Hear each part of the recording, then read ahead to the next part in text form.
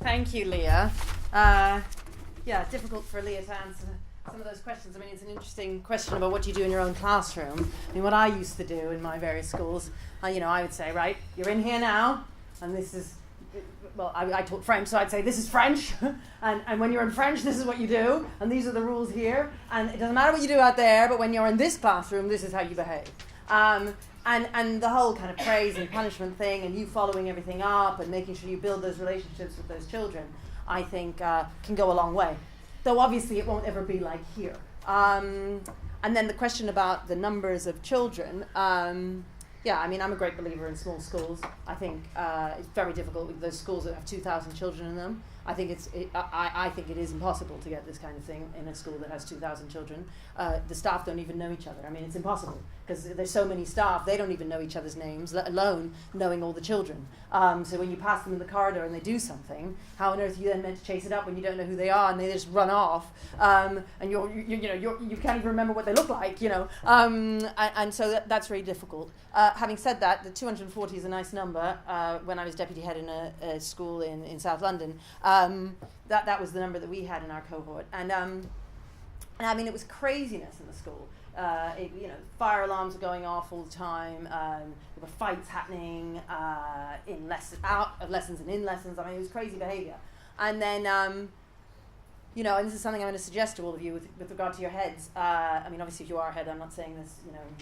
You're already there. But if your head isn't necessarily there, what do you do? And I just used to go on and on and on at him. I mean, I didn't stop. It was a daily thing where I'd be saying, the behaviour isn't good enough, the behaviour. And then I'd be complaining about the deputy who was in charge of the behaviour, and I'd be saying, this is just ridiculous, this has happened. And I went on, and it took years. But in the end, he gave in, because he'd had enough of me, I think. And he did. He said, right, Katharine, fine, you take it, you do something with it. And I did. And I started just with uniform. And I remember saying to him, give me 6 months, just give me 6 months and you'll see the change in the school. The school had transformed in 6 weeks. I mean, I couldn't believe it. And all I did was deal with uniform. I didn't even put in a consistent behaviour system across the school. All I did was deal with uniform. And there's this, I remember this girl, she was one of the worst girls in the school.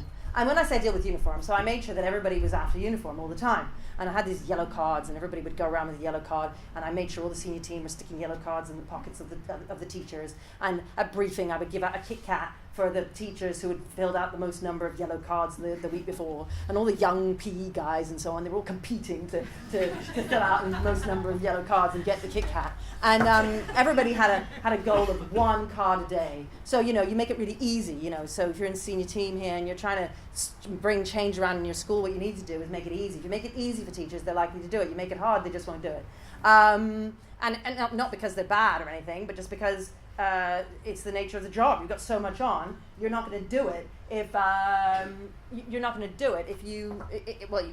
if it's not a priority. And uniform often isn't a priority because you've got so much else to think about.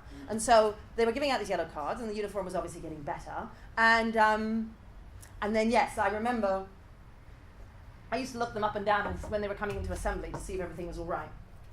And they weren't allowed earrings past a certain size. So, so it's stuff like this. We don't allow earrings at all. Why? Because when I was doing this at this school, and we allowed small studs. Well, what are small studs? You see, that's the kind of thing, the detail that you want to think about. Well, this is small to you, and this is small to you. And so then I was saying, right, well, they can only be however many millimeters, in length. And I was handing out rulers to all the staff. So they were going up the ears and measuring the studs. I mean, it was insane. And so, I don't, when we came here, I said, absolutely not, we're not doing earrings at all. But, yes, so she what the girls would do, they would wear their earrings to the gate, and then they'd take them off as they were coming into the school. And she was coming up the steps, and she was so awful, I can't tell you, she was such a terrible girl.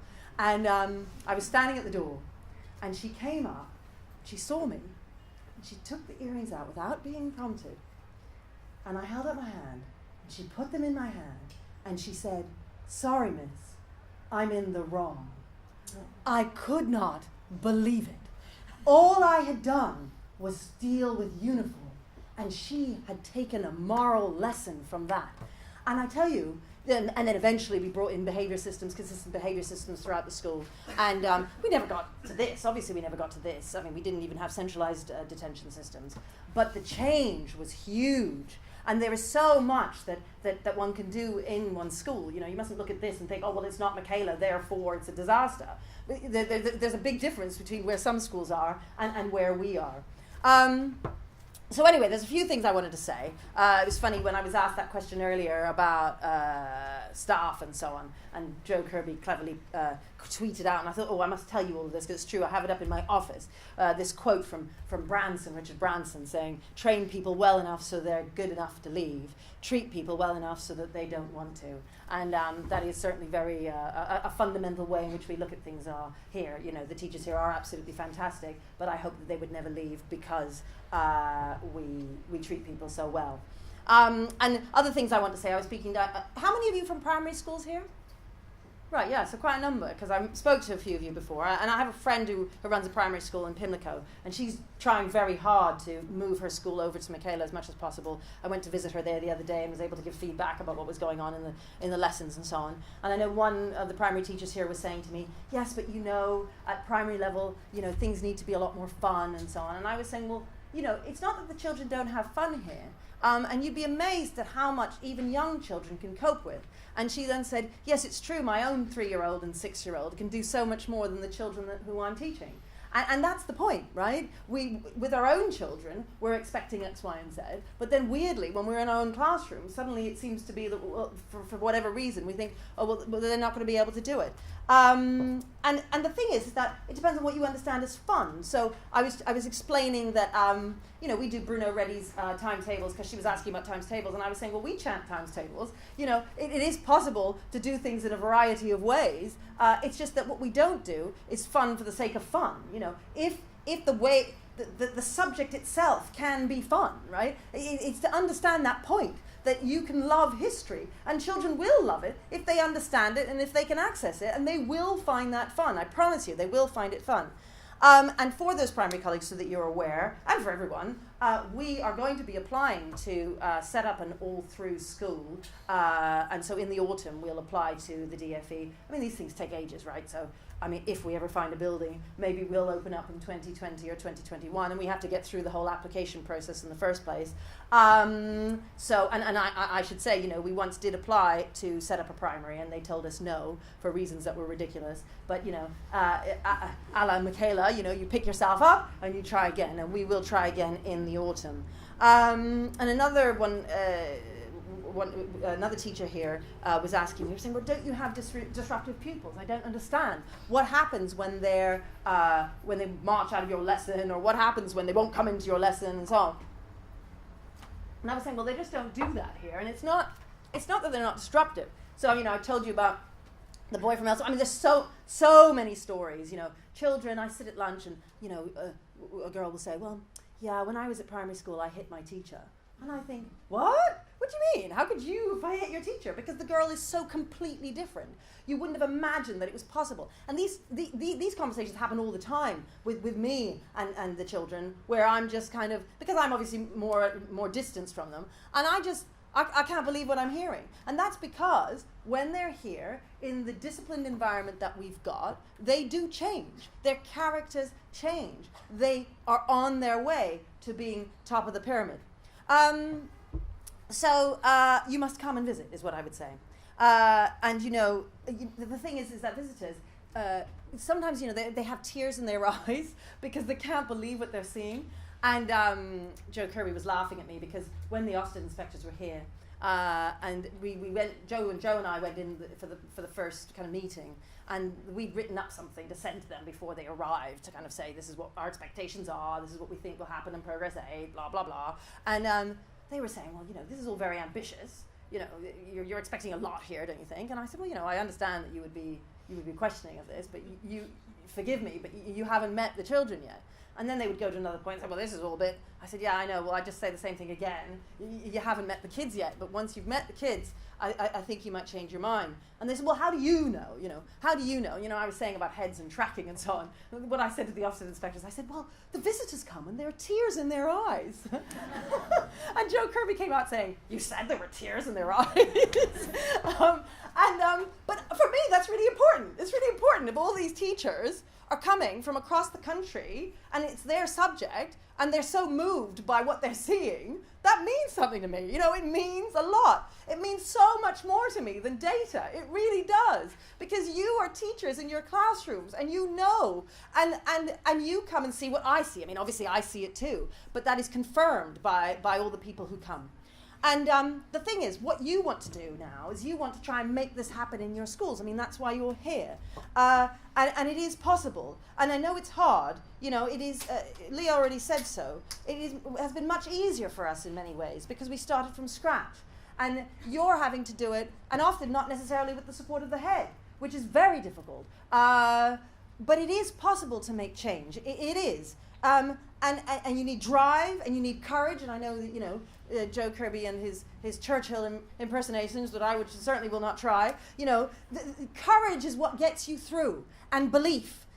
And first you need to believe. You need to believe in it. You need to believe in change, right? You need to believe in the things that we're talking about. And you need to believe that it's possible. Change is possible. Even in the most difficult circumstances, you can make some change.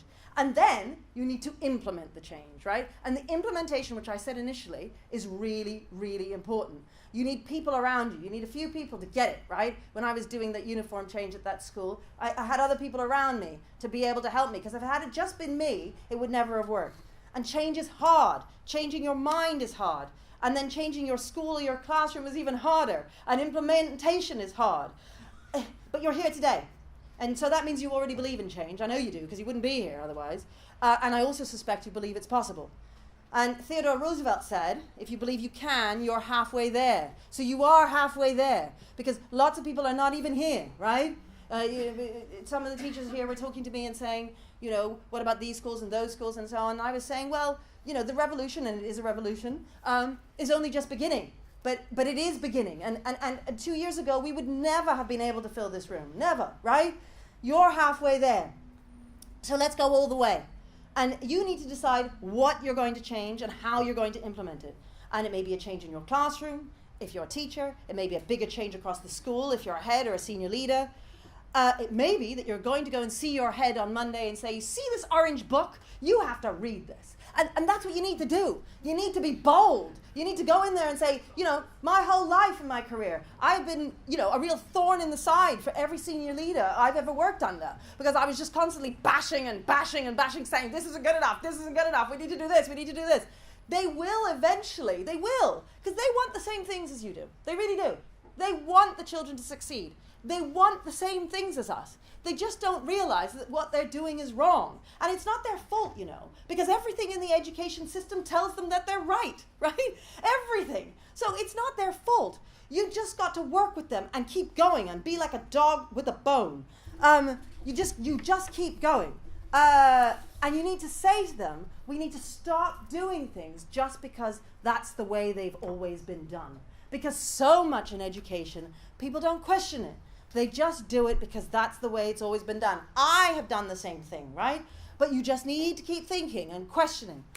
Today, this is so exciting. Teachers telling me they've come all the way from Liverpool. One woman who's come all the way from Glasgow. I was saying, what do you mean you come all the way from Glasgow? But she came all the way from Glasgow. Somebody else who came up to me today and said they wanted to publish our book in Japan. And I thought, wow, a Japanese version of our book. Isn't that exciting?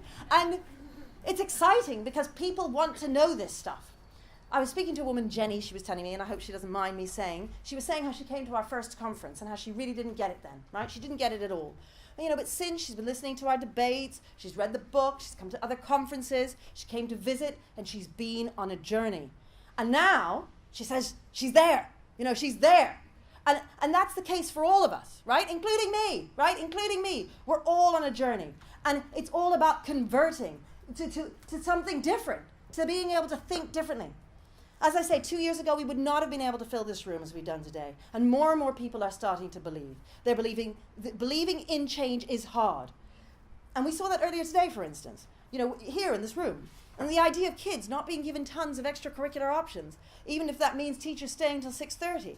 I could see it didn't sit well with some of you. You go, I don't like this. I just don't like it. It just makes you squirm a little bit, And you saw what your disapproval did, for instance, to Jess up here.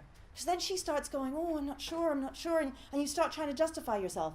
And that is what you are up against. That's exactly what you are up against when you go out there. And it's the kind of pushback you're going to get from your colleagues. They're going to make you feel as if what you're saying is wrong and perhaps even mean, right? And they might not mean to. They don't mean to. They're just asking questions. But because the culture that we're in is one of excuse making, is one that tells you that everything that we do here is wrong, you'll immediately be on the back foot and going, I'm not sure. Jess said to me afterwards when I was speaking to her, she said, I wish I'd said something different. I wish I'd said what you'd said. And I said, what? So I said, right, so you were going to stand up in front of all these people and shout at the entire audience and tell them that they were all wrong. Is that what you were going to do? And of course she couldn't do that. I can do that because 1, I'm a bit mad, and 2, I'm the head. So I can get up and I say, right, all of you, you're all wrong. But that's really hard to do. And especially if you're the only person in your school thinking like that, that's hard. So you need to take some people aside. You need to get some people with you. You need a group. There needs to be 2 or 3 of you at least. Because you on your own, that's hard. So, people will question you, not because they're unsupportive, but because they don't understand. Remember that. It's not that they're unsupportive, right? The vast majority. There'll be the few who are unsupportive. But the vast majority of people simply don't understand because everything tells them that you are wrong. Everything. The whole system, they think, I was observed by Ofsted and I got an outstanding. Or my head observed me and thought I was outstanding. And the lessons that I did are like this, they're really good. And the ones that I do like that are really bad. But you know the lessons deep down, the ones where the children are learning. You know this. You know it in your heart of hearts. You know what's right. You just got to dig deep to be able to find it. My staff are extraordinary, right? For all the abuse they get, I tell you, they get so much abuse. Not just on Twitter, but in emails and letter form. I can't tell you the abuse they get. But they soldier on because they know, they believe in something. You've got to believe in something. Because if you don't stand for something, you will fall for anything. And far too many of us in teaching fall for far too much. As Jess said, are they really being well-rounded in these clubs? Are they? Or are they just messing around? Are they just wasting time? And is your extracurricular offer even taken up by your underprivileged kids or your bottom sets at school? This is the kind of thing. When she and I had that conversation about rhetoric, we said, how much are they getting out of it, right? And we had to weigh it up. How much are they getting out of it? They're getting something. But is it enough to justify the time that we are putting in? And would we be better off putting the time into something else, putting your time into something else? And that was one of those occasions when I mentioned at the beginning this morning when I said that sometimes a member of staff is going, please, I want to do this. And that I say, no, actually, we're not going to do this because it's not the best use of your time. Be honest with yourselves. Be honest with your systems. Really take them to task.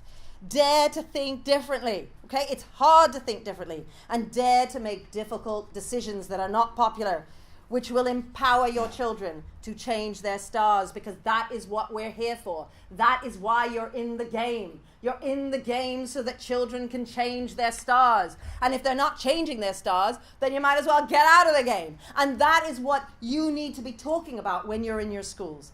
The problem you'll have is that when you approach people with these different ideas, they'll push back, just as some of you perhaps were thinking today, I'm not sure. But Jenny, right, she came back. First time she thought, I don't know. And then she came back, right? I want all of you, all of us, and all of your colleagues to be like Jenny. I want them to get on that journey. We had a man, Ofsted inspector, who with the DFE, they send around these Ofsted inspectors to go and help free schools, to give them advice about, because they want them to do well. And he came to us, a year and a half ago or so. He came to us a year and a half ago, and when he came, he spent the day, and he and I argued the entire day. I promise you, we just argued and argued. And then he asked me about some pupil, and who was a really naughty pupil at the time. This pupil, he's sort of naughty still. I said, that's the naughty pupil over there at lunchtime. Why don't you go and sit next to him? And so he went and sat next to him. And then he came out, and I said, so how did it go? And he said, yeah, really well. I said, what did he say? And he said, well, he said he liked the school because you make them behave, is what he said. And then he spoke to more children. And when I was kind of worried about Ofsted, and I'd speak to him and I'd say, oh, Ofsted's coming, rah, rah, rah, this makes me so annoyed, they could say anything about our school, and it'd make me really annoyed if they weren't to recognize just how brilliant we are. And what he'd always say to me is, but Katharine, they're going to see the kids. They're going to talk to the children. They're going to see their work. You seem to forget this. You seem to think that all they're going to do is talk to you. They're not just going to talk to you. They're going to talk to the kids. And they talk to dozens and dozens of children, right? Picked randomly. They listened to them read. They went out in the yard. They brought them into rooms to talk to them individually. I mean, they talked to dozens and dozens. And then I would listen to the Ofsted inspectors talking about the children and saying, oh, you'll never believe what this one said to me. You'll never believe what that one said. And it was just extraordinary. And I remember one of them said in the class, well, outside when I was just listening, but he'd been in the classroom, and he said, it was just, I've never seen anything like this before, he said. We were in the classroom, and a train went by, and it made some kind of funny sound. And no one flinched. and he couldn't believe it. I mean, he was absolutely stunned. So when you're with your colleagues, I want you to be persistent. I want you to think of what your goal is. Pick one thing. I would say it tends to be no excuses discipline. That's the first thing. When we say no excuses discipline, when I introduced discipline stuff at this particular school I'm talking about, I never thought about no excuses. I just wanted better discipline, right? And we never got it to no excuses. It was never no excuses, ever. We just made it better. So we had systems that were consistent across the school. We made sure that everybody told the children to tuck their shirts in and pull their ties to the top. We made sure that there were consequences. We made sure that whatever we said, we meant, right? That's like the number one thing you learn when you're an NQT. And yet, so many senior leaders have completely forgotten the idea that you need to mean what you say and say what you mean. And if you follow through with that in your schools and get that consistency across the board, your schools will utterly transform. And we're always here, You can send as many people as you like to come and see us. We're happy to have conversations with you. We're happy to talk to you and support you. The children are great. Often I say to guests, do you have any questions? They say no, all the children answered all our questions. The guides take you around and they absolutely love answering all your questions. So come and send your colleagues. All revolutions start with a group of people trying to change the world. And I know I sound like a Coca-Cola advertisement, but education is our future. I mean, that is the future of the country. It is only education. The young people are the future. And it's the thing that ensures generations will survive long after we are gone. And we must fight for it, right? What we are beginning to know in this room, we must fight for it because it is the only thing that will save the future, right? It's the only thing. And you are part of that revolution. Remember, you first need to believe in the idea. Then you need to believe that the change is possible. And then you need to implement it. And when you implement it, you need to get that right? You need to get it right. Because if you don't get it right, it will all fall apart. And then it's as if you never did anything, or it's even worse than having done it. You've got to get the implementation right. I mean, all you really need to do is be as unreasonable as I am, and then you're sorted. But it's difficult, isn't it? It's difficult to be unreasonable. And it's the thing I say to parents all the time. I say, I'm unreasonable. I'm the dragon lady. This is what you have to deal with. You just need to go in there, all guns blazing. Earlier I said the children put their hands in ours and ask us to teach them, to guide them, and to show them right from wrong. And it is our moral duty not to be distracted from that goal, no matter how hard it is. My number one piece of advice to all of you, whether teacher or head teacher, doesn't matter. My number one piece of advice is always hold the line. Always hold the line. Dig deep and find the courage to hold that line and do whatever is necessary to win whatever the issue is in your school. Believe it. If you believe it, right? You need to believe it. That's what I talk about, belief. If you believe it and you dig deep and find that courage, you will hold that line and you just keep going and things will be blowing up, but you hold the line and you keep going and you keep going and you keep your eye on the prize. I believe. You see, I believe, right? That's why I do this. I believe that it is possible. And years ago, I couldn't get a job, right? After my Conservative Party speech, I couldn't get a job anywhere. And I could have just given up. And I could have gone to a private school, and I said no. And I could have just left teaching altogether, and I said no. And my father thought I was mad. And I said, I'm going to set up a school. And every time they beat me down, I got back up.